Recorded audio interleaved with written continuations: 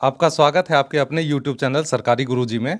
आप सभी कक्षा 5 अंग्रेजी की परीक्षा दे चुके हैं। चलिए एक बार फिर से प्रश्न पत्र के माध्यम से अपना स्वमूल्यांकन करते हैं।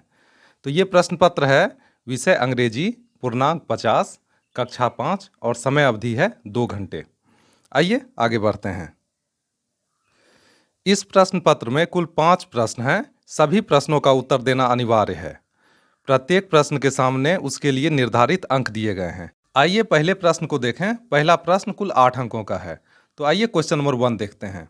क्वेश्चन नंबर 1 कहता है match the words in column A with their meaning in column B. तो यहाँ पे कॉलम ए में जो शब्द दिए गए हैं उन्हें कॉलम बी में दिए गए शब्दों से हमें मिलाना है। तो आइए 1 का ए देखते हैं। 1 का ए है क्रिएटेड। क्रिएटेड का अर्थ होता है बनाया था, तो इसे हम मिलाएंगे मेड। मेड का अर्थ भी होता है बनाया गया। तो दोनों सिमिलर हैं, एक जैसे मीनिंग वाले शब्द हैं, तो हम इसे लाइन के माध्यम से इस तरह से मिला देंगे। आइए दूसरे शब्द की ओर बढ़ते हैं। 1 का B lots of. Lots of का अर्थ होता है बड़ी मात्रा। बड़ी मात्रा को हम मिलाएंगे a large number. A large number का अर्थ होता है एक बड़ी संख्या। आइए 1 का सी देखें। 1 का सी है डिलीशियस। डिलीशियस का अर्थ होता है स्वादिष्ट। तो स्वादिष्ट को हम मिलाएंगे 1 से टेस्टी। टेस्टी का अर्थ भी होता है स्वादिष्ट। आइए डी को देखें। डी में है बेग। बेग का अर्थ होता है मांगना। तो बेग को हम मिलाएंगे 3 से आस्क फॉर। आस्क फॉर का भी अर्थ होता है पूछ कर लेना। इसी प्रकार हमारा ये क्वेश्चन नंबर 1 पूरा हुआ। आइए अगले प्रश्न की ओर बढ़ते हैं। आइए क्वेश्चन नंबर 2 देखें। क्वेश्चन नंबर 2 कहता है right rhyming words for the following in the given space. नीचे जो जगह दिए गए हैं हमें उनमें एक तरह के आवाज वाले या तुक वाले शब्दों को लिखना है। तो आइए देखते हैं। 2 का ए।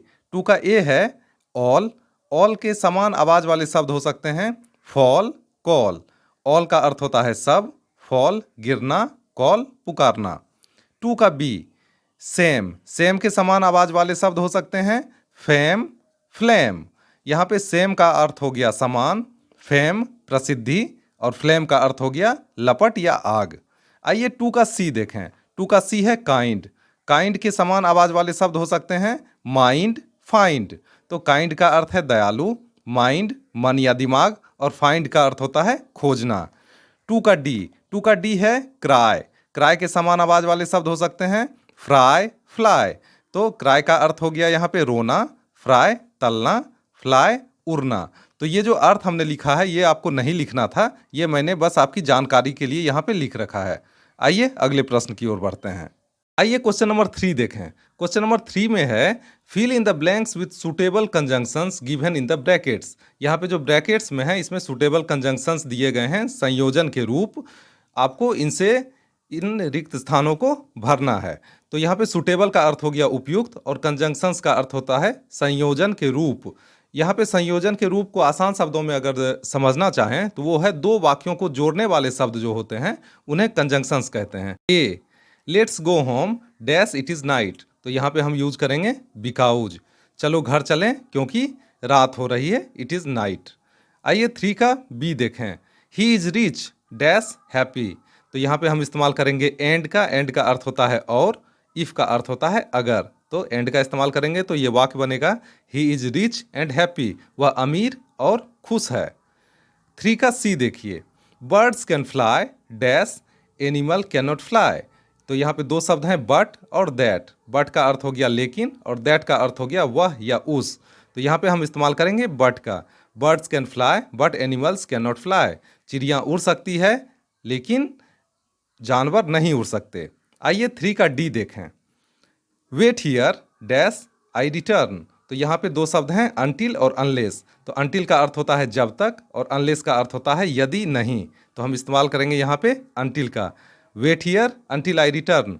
यहीं पर इंतजार करो जब तक मैं लौट नहीं आता। आइए अगले प्रश्न की ओर बढ़ते हैं। Question number 4 read the passage carefully and answer the following questions. इस अंश को सावधानी से पढ़िए और उसके बाद इसका उत्तर दीजिए, निम्नलिखित प्रश्नों के उत्तर दीजिए। तो ये प्रश्न जो है क्वेश्चन नंबर 4 ये कुल 16 अंकों का है और इसमें कुल 4 प्रश्न हैं। तो आइए सबसे पहले इस अंश को पैसेज को हम लोग पढ़ लेते हैं और इसका अर्थ जान लेते हैं। A poor family lived next door to Gopal Bhand. एक गरीब परिवार गोपाल भंद के बगल में रहा करता था। Both the husband and the wife were they dreamers. दोनों पति और उसकी पत्नी दिन में सपना देखने वाले लोग थे। One day Gopal over heard them talking. एक दिन गोपाल उन्हें कहते हुए सुनता है। द हस्बैंड सेड, पति बोलता है, when I get some money I am going to buy a cow. जब मेरे पास कुछ पैसे हो जाएंगे, जब पैसे आ जाएंगे तो मैं एक गाय खरीदूंगा। द वाइफ सेड, पत्नी बोलती है, आई विल मिल्क द काव। मैं गाय का दूध निकालूंगी। I shall have to get some pots. इसके लिए मुझे कुछ मटके चाहिए, मिट्टी के बर्तन चाहिए। The next day she went to the potter and bought pots. दूसरे दिन वह पॉटर के पास गई, कुम्हार के पास गई और मटके खरीद लाई। तो यहाँ पे पॉटर का अर्थ हो गया कुम्हार और पॉट्स का अर्थ हुआ मिट्टी के बर्तन अर्थात मटके। आइए प्रश्न संख्या 4 का ए देखें। Who lived next to Gopal Bhand. Gopal Bhand के बगल में कौन रहता था? तो इसका उत्तर होगा a poor family lived next door to Gopal Bhand. एक गरीब परिवार गोपाल भंद के बगल में रहता था। आइए 4 का बी देखें। 4 का बी पूछता है हु वेयर डे ड्रीमर्स। दिन में सपना देखने वाले कौन थे? तो इसका उत्तर होगा both the husband and his wife were they dreamers. दोनों पति और उसकी पत्नी दिन में सपना देखने वाले लोग थे। आइए 4 का सी देखें। What did the husband want to buy. पति क्या खरीदना चाहता था? तो इसका उत्तर होगा the husband want to buy a cow. पति एक गाय खरीदना चाहता था। आइए 4 का डी देखें। 4 का डी पूछता है what did the wife want to do. उसकी पत्नी क्या करना चाहती थी? तो इसका उत्तर होगा the wife want to milk the cow. पत्नी गाय का दूध निकालना चाहती थी। So next day she went to the potter and bought pots. इसलिए दूसरे दिन वह कुम्हार के पास गई और मटके खरीद लाई। आइए आगे बढ़ते हैं। आइए प्रश्न संख्या 5 को देखें। प्रश्न संख्या 5 है answer the following questions in about 50 words. नीचे जो प्रश्न दिए गए हैं हमें इनका उत्तर 50 शब्दों में करना है। तो यहाँ पर 2 प्रश्न दिए गए हैं जिनमें से हमें सिर्फ एक का ही उत्तर करना है और यह 10 अंकों का है। तो आइए अब प्रश्न संख्या 1 को देख लें। How did the third pig save his life explain. तीसरा सुअर का बच्चा अपना जीवन कैसे बचाता है, इसे बताएं, एक्सप्लेन करें। और दूसरा क्वेश्चन है write a small paragraph the life of a beggar. एक भिखारी के जीवन पे एक छोटा सा पैराग्राफ लिखें, छोटा सा अंश लिखें। तो आइए पहले प्रश्न को देख लेते हैं। How did the third little pig save his life explain. तीसरे सुअर के बच्चे ने अपनी जिंदगी कैसे बचाई, आइए उसे देखते हैं। The third little pig built his house with bricks. तीसरा सुअर का बच्चा अपना घर ईंटों से बनाता है। The wolf could not blow down the bricks house. इसलिए भेड़िया उसके ईंटों से बने घर को नहीं गिरा पाता है, नहीं तोड़ पाता है। The little pig saw the wolf climb up on the roof and lit a fire on the fireplace and placed on it a large kettle of water. छोटा सुअर का बच्चा उल्फ को छप्पर की ओर बढ़ता हुआ देखता है, चढ़ता हुआ देखता है।